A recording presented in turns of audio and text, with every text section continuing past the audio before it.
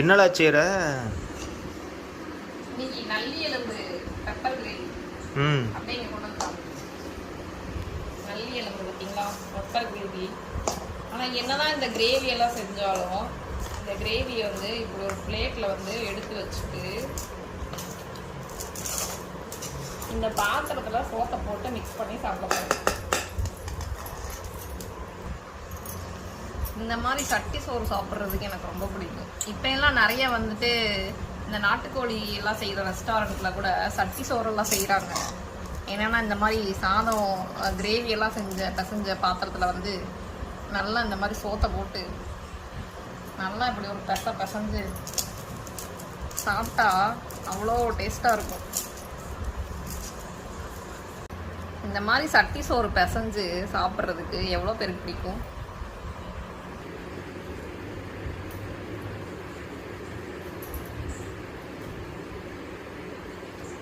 வேற level taste. நிறைய என்ன செஞ்சாலும் என்ன கிரேவி செஞ்சாலும் இந்த மாதிரி பாத்திரத்தில் நல்லா சோத்தை போட்டு மிக்ஸ் பண்ணி கடைசியில் விட்டு அடிக்கிறதுக்கு